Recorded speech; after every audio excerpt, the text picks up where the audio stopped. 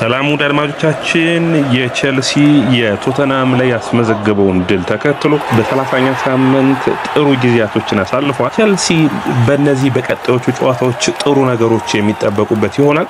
ለነዚህ ብቃት ግን በወቅታዊ ብቃቱ ላይ በትናንትናው ጨዋታ ላይ 5 ተጫዋቾችን መርጠን ስለነሱ ወቅታዊ ብቃትን እናወራለን። እናንተስ በጨዋታው ላይ ማንን የተለየው ማገኛችሁት? በኔይታ የማሎ ጉስቶ የሞሴስ ካይሴዶ ቻሎባህልና እንዲሁም ደግሞ ኒኮላስ ጃክሰን እና ኤንዞ ፈርናንዴዝን የምናይ ይሆናል። አድማጮቻችን እናንተስ ማን የተሻለ ነው ብላችሁ ታስባላችሁ? ኮሜንት መስጫ ቦክስ ላይ ኩኩሬላ ምንም ጥያቄ የለውም በዘንድሮ ድራመት የቼልሲ ምርጥ ተጫዋች እስካሁኑ ድረስ ምረጡ በተባሉ እነዚህ 3 ተጫዋቾች ውጪ የሚሆን አይመስለኝም። ኩኩሬላ፣ ካይሴዶ እና ደግሞ ኮል ፓልመር የውድድር ዓመቱ ጥሩና ምርጡ ተጫዋች ተብለው መመረጥ የሚችሉ ይመስለኛል። ኤንዞ ፈርናንዴዝ አሁን ወደ እነዚህ ተጫዋቾች እየተጠጋ ያለ ይመስላል። ከጨዋታ ወደ ጨዋታ የተሻለ ብቃቱን እያሳየ ይገኛል። ሰላም ወዳጆቻችን ይህ ያያ ስፖርት ነው። ላይክ፣ ሼር፣ ኮሜንት ሰብስክራይብ ማድረጋችሁን አትርሱ። ወዳጆቻችን ሰብስክራይብ ማድረጋችሁ ያስፈልገናል። ከዛ ውጭ ደግሞ አካውንታችንን እንግዲህ ከፍ እንዲል ወደ 30,000 የምናደርገውን ጉዞ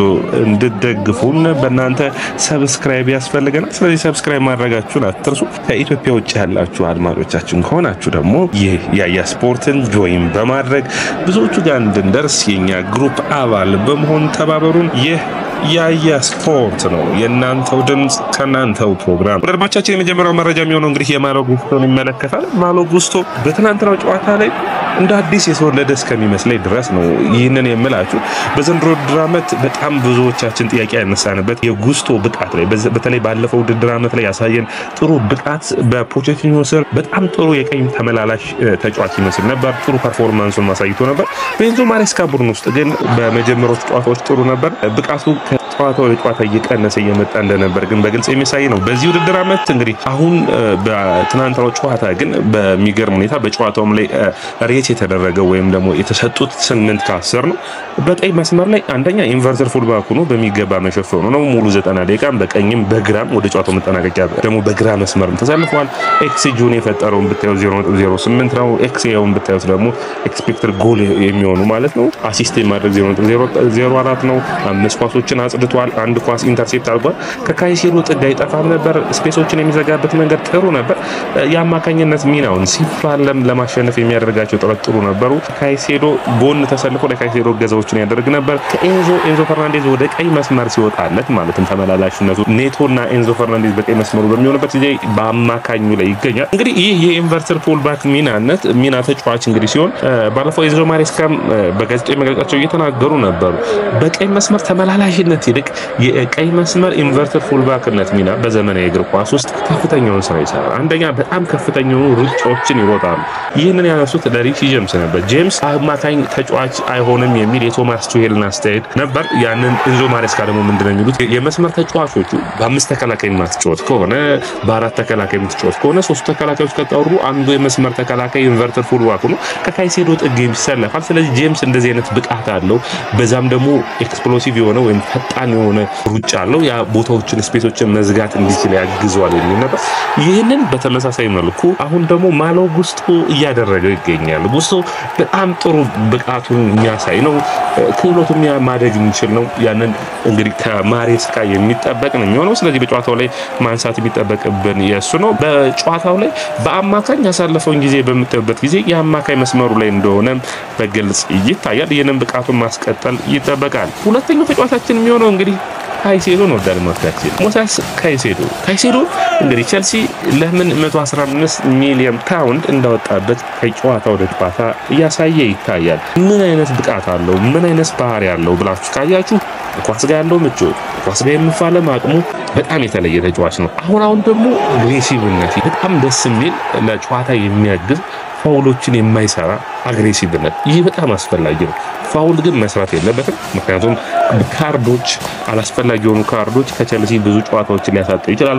ከዛ ውጭ የቡድን ውስጥ አስፈላጊ የሆነ ሚና ያለው ነው። ሁለቱ መስመሮች የሚዘጋበት መንገድ፣ በሁለቱ መስመሮች በረጃጅም ኳሶች የሚጥልበት መንገድ፣ የቼልሲን ቴምፖ ለዋጭ ኳሶችን የሚቀማበት መንገድና ቼልሲ መልሶ ማጥቃቱን እንዲያስጀምር የሚያስችለው ነው። በጨዋታው ላይ እንግዲህ ከ9 የአንድ ለአንድ የመሬት ላይ ግንኙነቶች 8ቱን አሸንፏል። ከ41 ፓሶች ውስጥ 37 ተሳኩ ነበሩ። 90% ፓስ አኩሬሲ ነበር የነበረው ማለት ይቻላል 4 ታክሎችን ወድሯል። አስደማሚ ተጫዋች ነው። 5 ረጅም ኳሶችን ማቃበል ችሏል። በቀስ እንደኔ እይታ በፕሪሚየር ሊጉ ላይ ካሉ ምርጥ አማካኞች ውስጥ አንዱ ነው። ሜቢ በዘንድሮ ውድድር ዓመት ሊፎካከር የሚችለው ሪያን ግራቨንበርግ፣ ካይሴዶና ቶማስ ፓርቴ ሊፎካከሩ የሚችሉ ይመስለኛል። ሶስቱ ተጫዋቾች በጥሩ ብቃታቸው ማለት ነው በአማካይ መስመር ላይ። ስለዚህ በፕሪሚየር ሊጉ በዓለም ላይም ካሉ ቶፕ 5 ወይም ቶፕ 10 አማካኞች ውስጥ መጠራት የሚችል ሆኖ ይታየኛል። ጥሩ ብቃት ያለው ተጫዋች ነው። ነገር ግን ይህንን ብቃቱን በወጥነት ማሳደግ ግድ ይላል። ቸልሲ አሁን በኔ እይታ ይሄ መሰረት አለው ቡድኑ።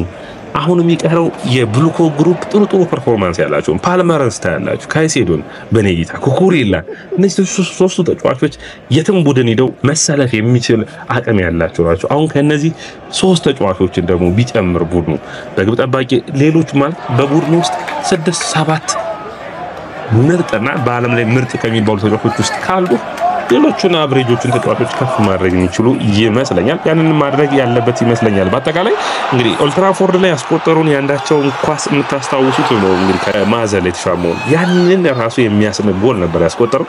እንግዲህ አሳዛኝ ነበር ጎሉ የተሻረበት መንገድ አሳማኝ ባይሆንም ቸልሲ ግን እንደዚህ አይነት አማካኞችን ማውጣት ያውቅበታል። ማካሌሌን ከሪያል ማድሪድ አመጡ ምርጥ ብቃቱን አሳይቶናል። ኢሴንን የምታስታውሱት ነው እንግዲህ በ6 ቁጥር ሚና የሚጫወቱን ማለት ነው። ኒጎሎ ካንቴን፣ ራሚሬዝን ከዛ ውጭ በዚህ ፐርፎርማንስ ደግሞ ጆኖቢ ሚኬል፣ ማቲች የሚታወሱ ነበሩ።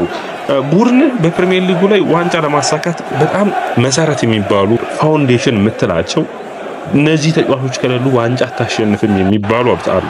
ለምሳሌ ምርጥ የመሃል ተከላካይ ያስፈልጋል፣ ምርጥ አጥቂ ያስፈልጋል፣ የጀርባ አጥንት የእግር ኳሱ የጀርባ አጥንት የሚሆን ቸልሲ አሁን በኔ እይታ ጥሩ አማካኝ ያለው ፓልመር፣ ጥሩ ተከላካይ አማካኝ ያለው ካይሴዶ፣ ጥሩ የመስመር ተከላካይ ያለው ኩኩሬላ። ስለዚህ ጥሩ የመሃል ተከላካይ አንድ፣ ከዛ ውጭ በጣም ጥሩ ማለት ነው የተሻለ ኤክሴፕሽናል የሆነ ተከላካይ ጥሩ አጥቂ ካለው ይህ ቡድን በኔ እይታ ለዋንጫ መፎካከር የሚችል ይሆናል።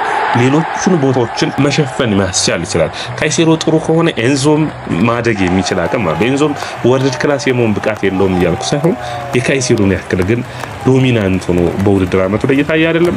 ሞሰስ ካይሴዶ በጣም አስፈላጊ የሆነ ብቃቱ ላይ እንደሚገኝ መነሳት ይጠበቅበታል። ሶስተኛ የሚሆነው እንግዲህ የቻሎባ ጉዳይ ነው። ቸልሲ የብሉኮ ግሩፕ የማይፈልጉት የማል ተከላካይ ነገር ግን ራሱን ከጨዋታ ወደ ጨዋታ እያሻሻለ የዚህ ቡድን ምርጡ ብቃት ያለው ነው። እንግዲህ በውድድር ዓመቱ መጀመሪያ ላይ ታዳጊ ቡድኑ ጋር እንዲሰለጥን በኮንትራት ጉዳይ ላይ አልተስማሙም በሚል እንግዲህ በጣም የሚያሳዝን ነው። ወደ ክሪስታል ፓላስ ይዞ ድንቅ ብቃቱን ያሳየ ከቶተንሃም ጋር ባለፈው ውድድር ዓመት ጎል ያስቆጠረ በዘንድሮው ውድድር ዓመት እንግዲህ በመጀመሪያው ጨዋታው እንደጀመረ ሰዓቶች ውስጥ ያሻማው ኳስ የሚታወስ ነው። በሚገርም ብቃት ነው ያሻማው። በሚገርም ብቃት ደግሞ እንግዲህ ጃክሰን ሞክሮ ጎል አላስቆጠረም። ነገር ግን የዚህ ቡድን ጥሩ ሚና ካላቸው ነው በኔ እይታ ፎፋና የተሻለ ተጫዋች ነው። ቦታውን ለመቀማት ይችላል። ቻሎባ ግን ከፎፋና ውጭ ሌላ ሰው ቦታው የሚቀማ አይመስለኝም እዚህ ቡድን ውስጥ። ማንን አለ ካላችሁ ሎሲንም ባዲያሽንም ስፖንግ ገና ታዳጊ ነው። እነዚህ ተጫዋቾች በሙሉ በመብለጥ መሰለፍ የሚችል ነው። ከኮልቪት ጋር የተሻለ ጥምረትን ማሳየት የሚችል ነው። ምርጥ ብቃት ያለው ተጫዋች ነው። በኔ እይታ ቸልሲ ሁለተኛ ተከላካይ መሆን የሚችል ነው። ከተከላካይ እየተነሳ በጣም ጥሩ ሚና ያለው ተጫዋች ነው ይታያል። የዚህ ቡድን አባል መሆን የሚጠበቅበት ይመስለኛል። ተለዋዋጭ ተጫዋች ነው። ማካይ መስመር፣ የቀይ መስመር ተከላካይ፣ የመሃል ተከላካይ፣ በ3 ተከላካይ፣ በ5 ተከላካይ አብሮ መጫወት የሚችል ነው። ስለዚህ ጥሩ ሚና ያለው ጥሩ ቦታዎችን መሸፈን የሚችል ተጫዋቹ ነው የሚታይ ነው። እንግዲህ የቸልሲ ባለቤቶች ይህንን ተጫዋች ማቆየት ያለባቸው ይመስለኛል። ኒኮላስ ጃክሰን የዚህ ተጫዋች ከጉዳት መመለስ በጣም አስፈላጊ ሆኖ አስፈላጊ ሰዓት የመጣ ይመስለኛል። ይህ ተጫዋች ቸልሲ የማጥቃት አቅሙ ኒኮላስ ጃክሰን ሲኖርና ሳይኖር በግልጽ ልዩነት አለ። በግልጽ ክፍተቶች ይታያሉ ያለሱ። እሱ ሲኖር ግን ሩጫዎች አሉ። ለተጫዋቾቹ ሌሎች ቡድን አጋሮቹ እድሎችን ይከፍታል። እድሎችን የሚፈጥርበት መንገድ፣ ፓስ የሚያደርግበት መንገድ በጣም የተለየ ነው። አንዳንድ ተጫዋቾች የቡድን አጋራቸውን ማጉላት ላይ የሚሰሩ አሉ። ለምሳሌ በእንደዚህ አይነት ብቃቱ የሚታወቀው ቤንዜማ ሮናልዶን በጣም ሲያጎላ ይታይ ነበር። የጃክሰንም እንደዚህ አይነት ብቃት ያለው ይመስለኛል። የቡድን አጋሮቹን በጣም ያለሱና ከሱ ጋር በጣም ልዩነት እንዳላቸው ይታያል። እንግዲህ ጠንካራ ሰራተኛ ነው። ምንም ጥያቄ የማይቀርብበት መፋለምን የሚፈልግ ጠንካራ ብቃት ያለው ተጫዋች ነው። ቸልሲ አጥቂ ያስፈልገዋል። በሚገባ አጥቂ ማስፈረም አለበት። ለኒኮላስ ጃክሰንም የሚፎካከር አቅሙን ማሻሻል የሚያስችል ከዛ ውጭ ደግሞ ለኒኮላስ ጃክሰን ጋር አብረው ተጣምረው መጫወት የሚችሉ በተለይ ኒኮላስ ጃክሰን ወደ ግራ መስመር ወጥቶ መጫወት የሚችል ይመስለኛል።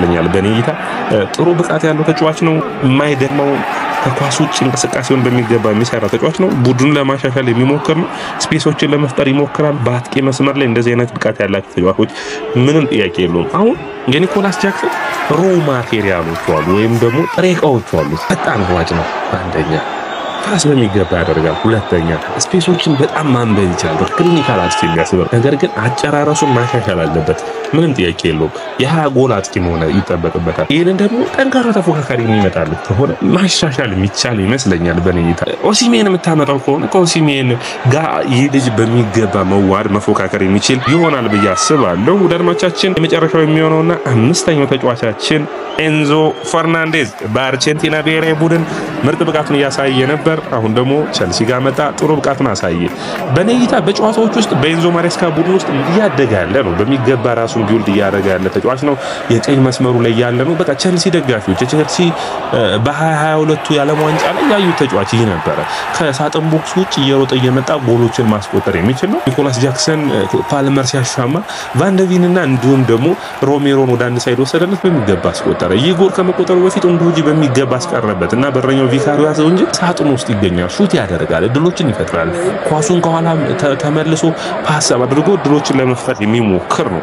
ስለዚህ በአጠቃላይ የዚህ ተጫዋች ሚና ላቅ ያለ እንደሆነ በግልጽ የሚታይ ይመስለኛል። አስፈላጊም የሆነ ተጫዋች ነው። የቼልሲ ቡድን አምበል ነው። እንግዲህ አሁን ጄምስ ብዙ ጨዋታ አይሰለፍም። ስለዚህ የቡድኑ ምክትል አምበል ነው። ዋናው አምበል ነው ያገለገለ ይገኛል። ስለዚህ ይበል የሚያሰኝና ምርጥ ብቃት ያለው ተጫዋች ነው ይታየኛል። ወዳጆቻችን በእናንተ እይታ ስለ ጨዋታው ምን ተላላችሁ? ኮሜንት መስጫ ቦክስ ላይ አስቀምጡ። ይህ ያያ ስፖርት ነው።